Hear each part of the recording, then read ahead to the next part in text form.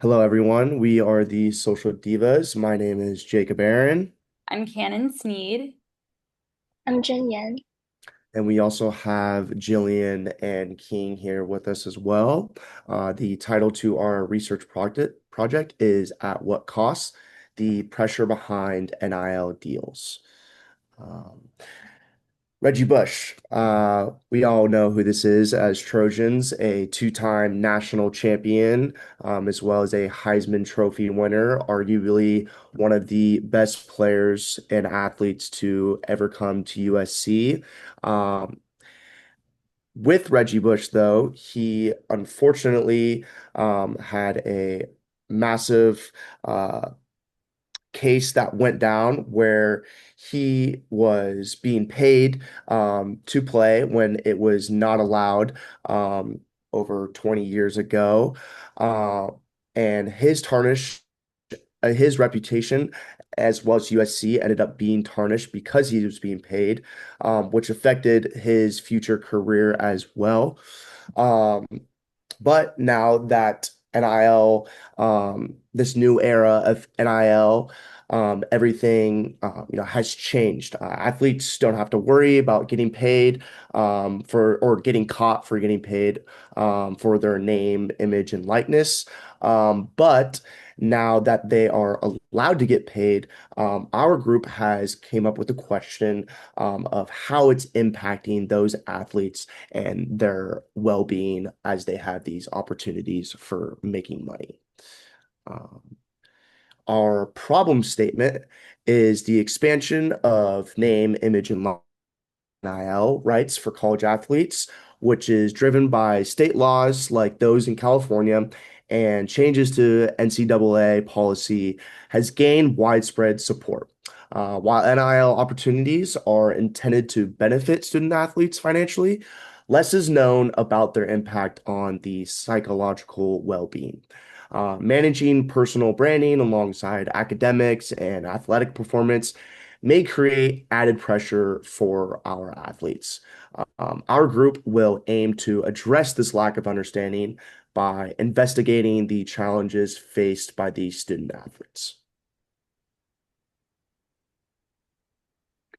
And as for our research question, we are asking how do NIL deals impact the psychological well-being and identity formation of Division One college athletes?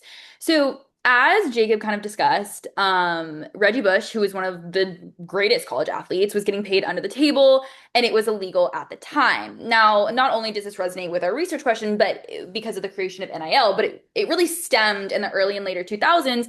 A lot of Division One college athletes actually started to sue the NCAA for their name, image, and likeness rights. And a case that was actually won by Division One college athletes in 2021 is called NCAA versus Alston. And Alston was essentially a ton of D1 athletes, but unanimously under the name of Alston, who sued the NCAA for name, image, and likeness rights. And what this did was this got rid of NCAA's amateurism model, which basically was enabling them to not pay college athletes. This is very important to the creation of NIL, and Jacob will go ahead and talk about more of the background.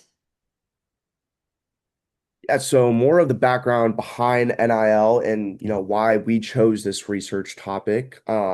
First and foremost, in 2021, NIL officially started. So that is the beginning of which the NCAA chose to start being able to have athletes getting paid through their name, image, and likeness. As we know, obviously in the past they had to do it because there was so much controversy between many athletes of players getting paid, especially at USC, Reggie Bush, for instance. So how this has impacted, at USC, it is change the culture of how our athletes are and how our signings are. Obviously, the athletic community has been significantly influenced by NIL since USC's alumni is known for being this wealthy alumni.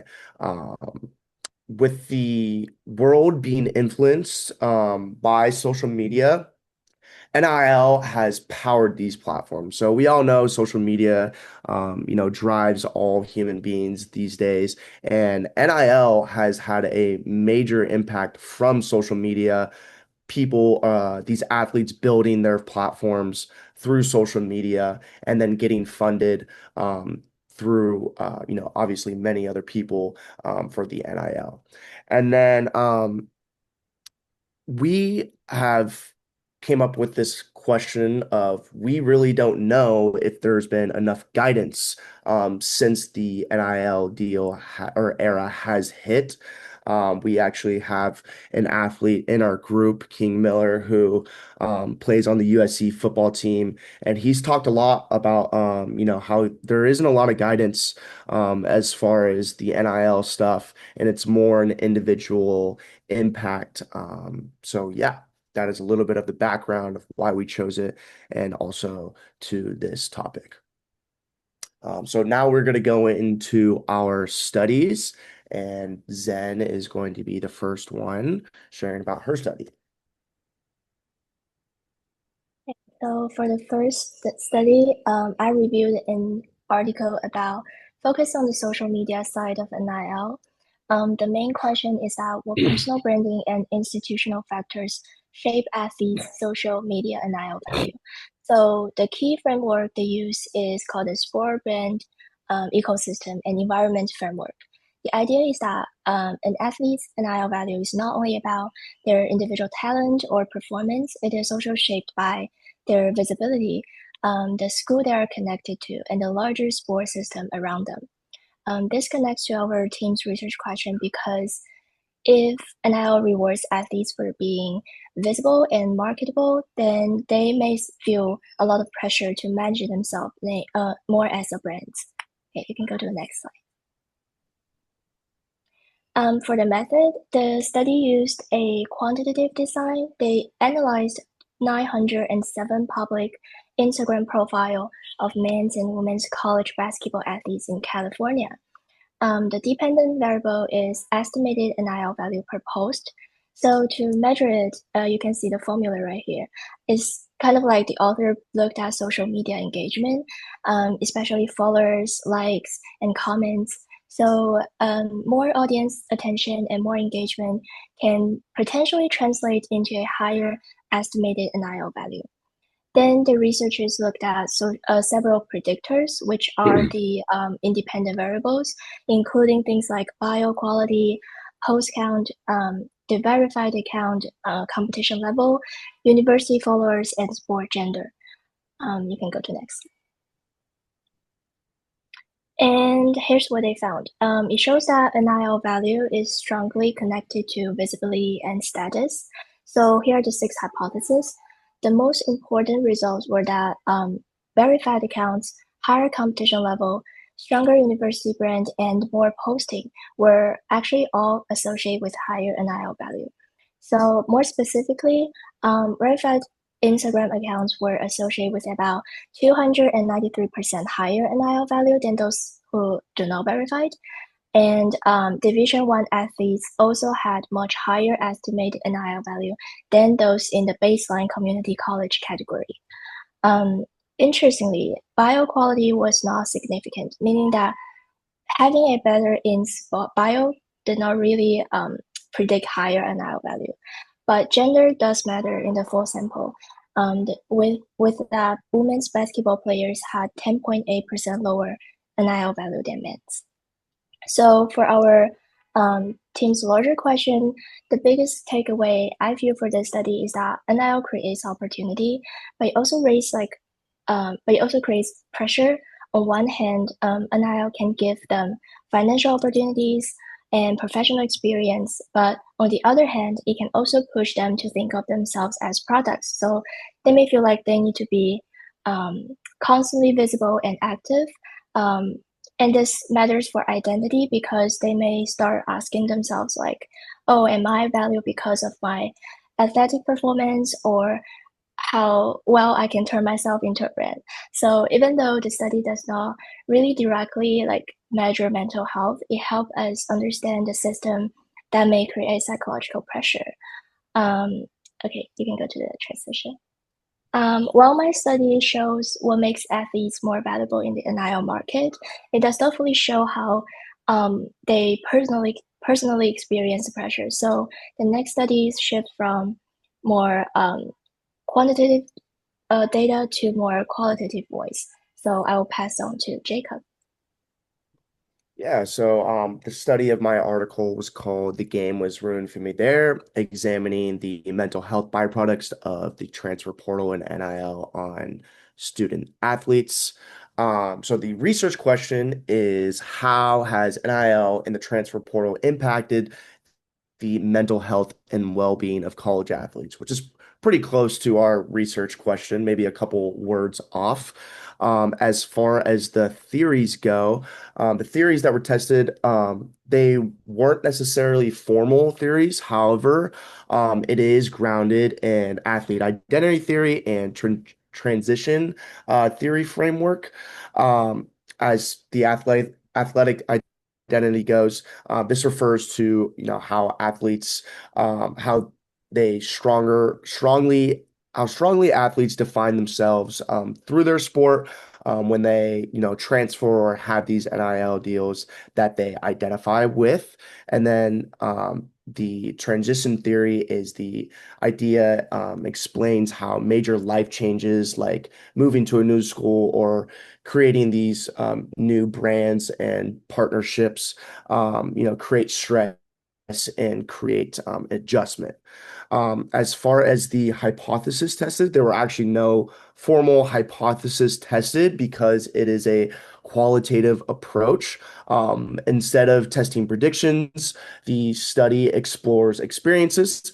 It aims to understand patterns and themes and how athletes feel during and after their transferring process and NIL deals.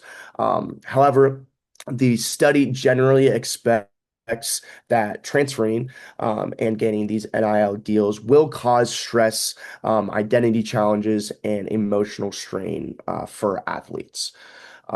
As far as the research methods, it was, like I said, mainly qualitative research, being these in-depth interviews and focused on these athletes' lived experiences. This means the researcher focused on collecting detailed personal experiences rather than numerical data. This qualitative research is very useful in this case because mental health and identity are complex topics that are difficult to measure, with just simple numbers.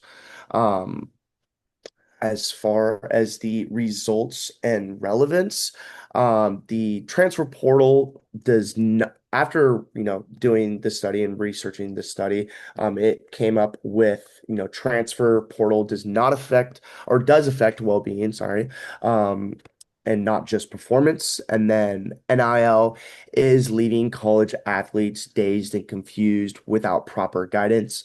I know in this study there was 16 observants that, and four of them just are came up with a conclusion that they really don't have any guidance with NIL these past 4 years that NIL has been underway. So, and then also couple other results is understanding these effects are crucial moving forward as NIL and transfer portal are a huge part of, college athlete experience. As far as my own, and in my own words of what I came up with the conclusion of the results, is that the kids that were studied were asked questions, regarding NIL, transferring, and mental health.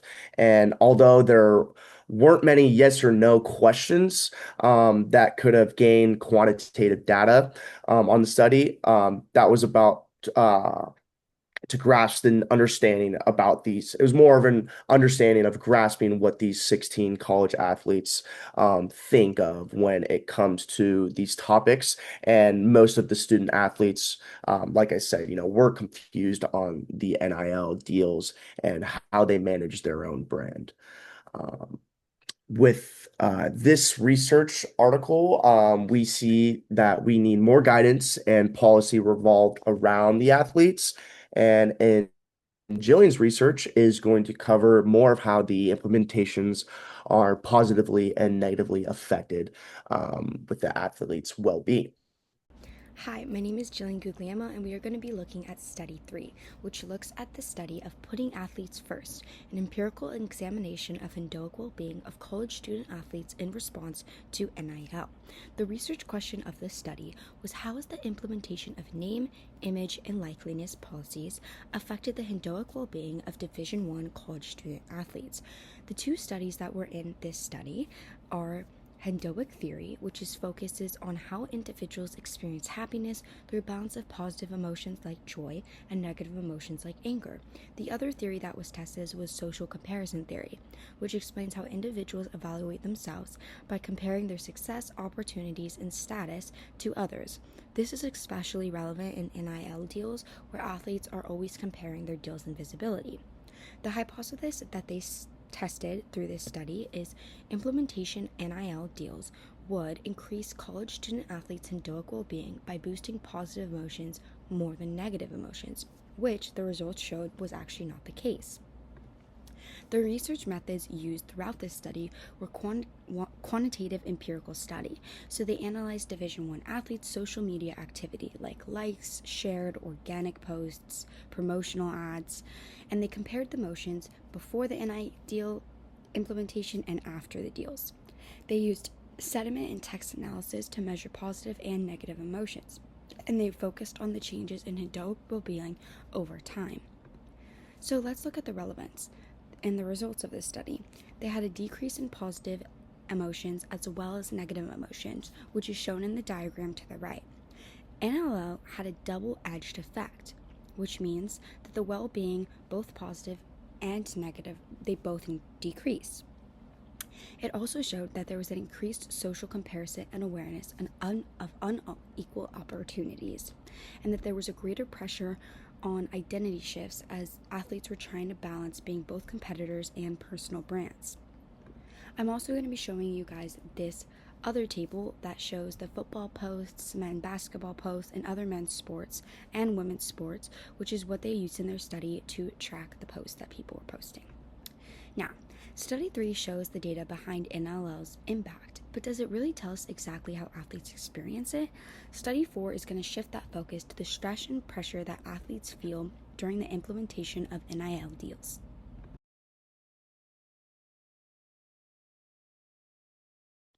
And for my study is the NIL ripple effect of how name, image, and likeness is reshaping student athletes and their mental health and their fan perception. The research question is, how does NIL impact student athletes' mental health, their performance, and their fan perception? The theories tested is the commercialization theory, especially with now how it's a business. Everything's business based. So especially with how NIL is compensation. NILs want to get paid the best and as much as they are worth. And that's through the universities and that's through how they brand it outside of work. So it's all combined and it's basically a business. The players themselves are the business.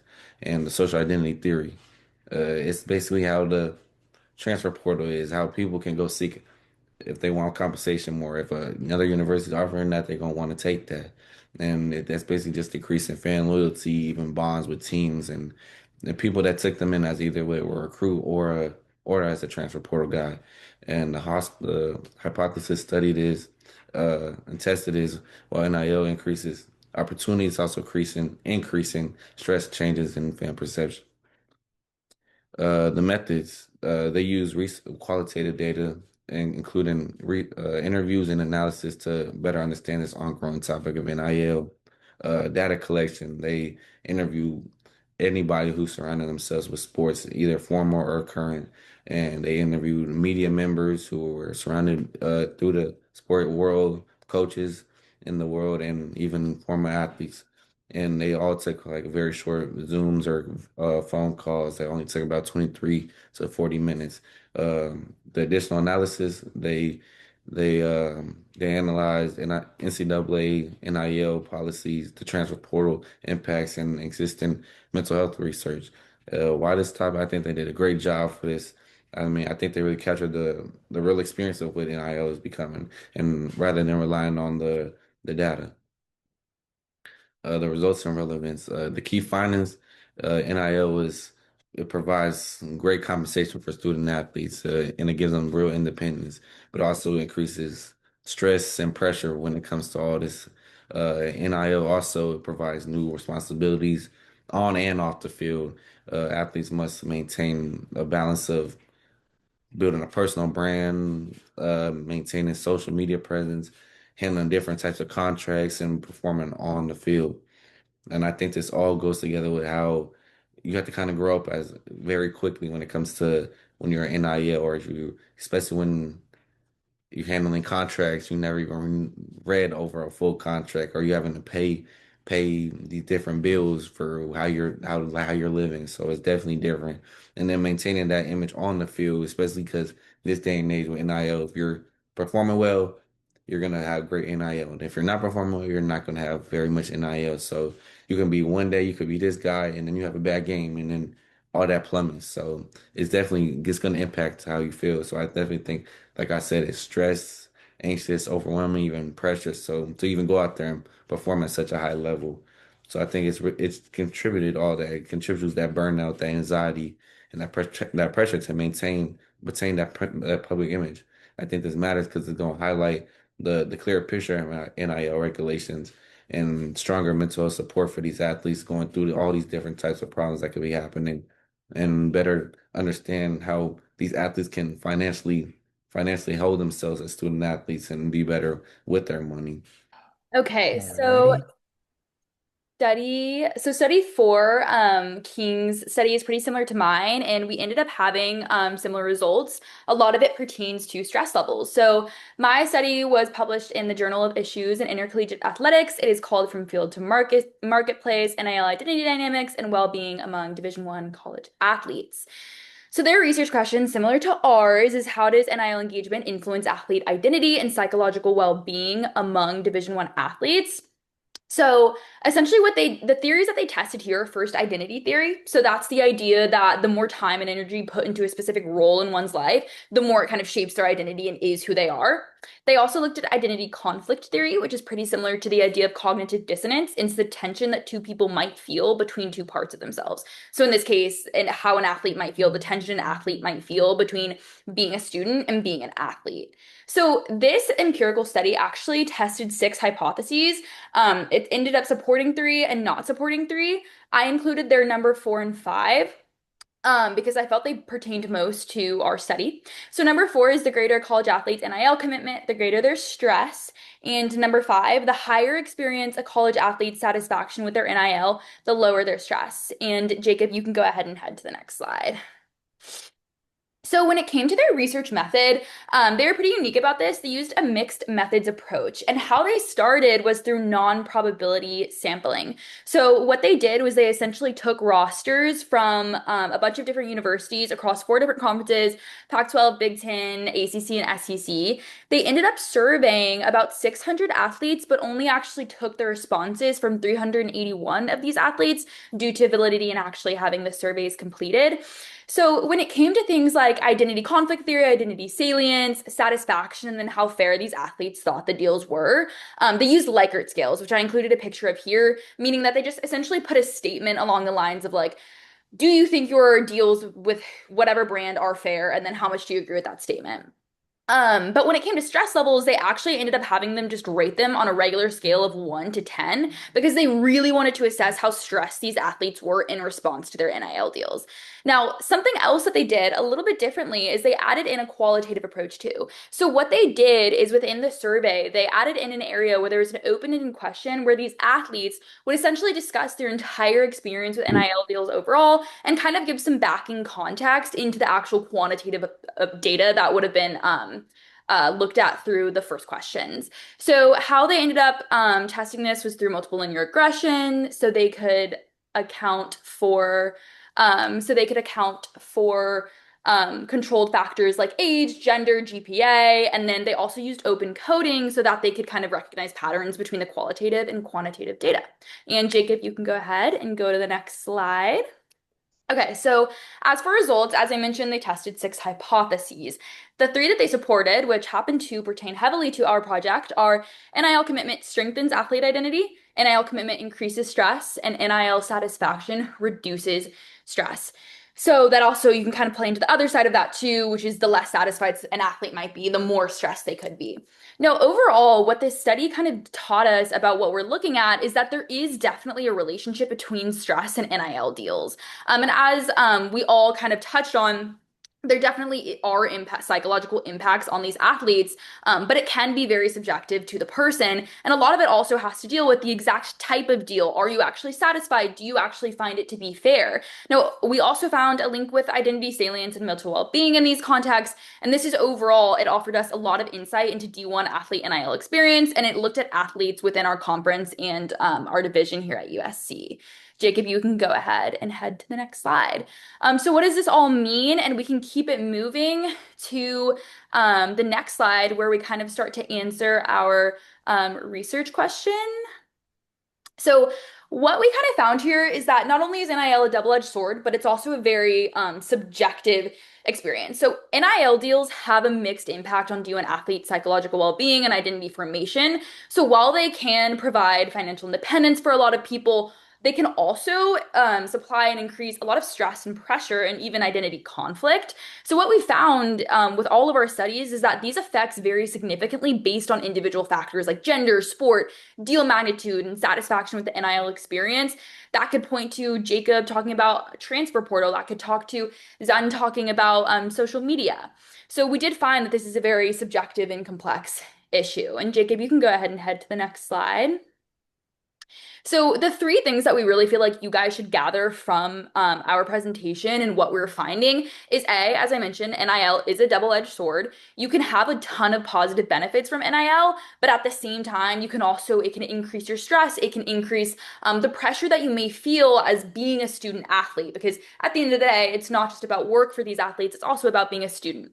The second thing is that the impact of NIL is not uniform, meaning that this is a subjective experience, and you can have your teammate standing right next to you and your experience could be entirely different. You might have a bigger magnitude of NIL deals.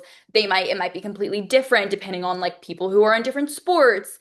And the last thing that we felt like you guys should really understand is that support systems are most likely going to be the thing that's essential moving forward. A lot of times, as kind of Jacob touched on, people are uneducated about the topic. People need to know more, whether it be financial guidance or just counseling in general. It's going to be very important to teach these athletes the ins and outs of NIL and kind of guide them through their experience at their four-year universities. And you can go ahead and move to the next slide.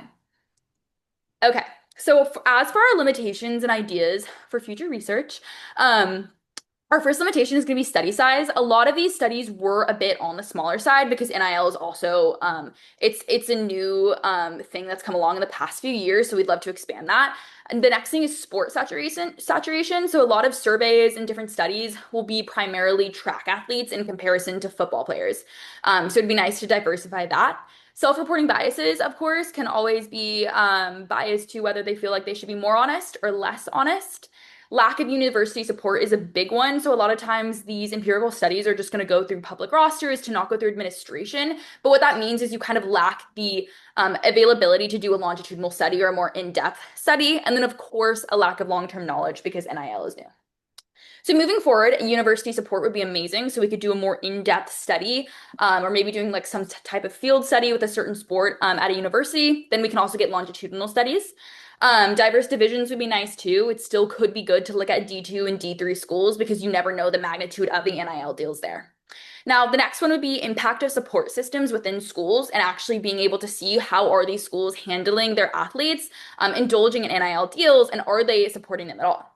And lastly, comparison across NIL deals could be super interesting. How is it different when somebody transfers? How is it different based on their social media? How does it differ per sport, per gender, per age? Whatever it may be, over time with a longitudinal study, it'd be great to compare across those segues. And you can go ahead and head to the next slide. So ultimately, as we can see, NIL doesn't impact all athletes the same. It's a double-edged sword. It can amplify opportunity, but it can also amplify inequality and pressure even. And finally, we just want to thank you guys for listening to our presentation, and we hope you learned more about what NIL means to student athletes. Here are our references, and thank you so much for listening.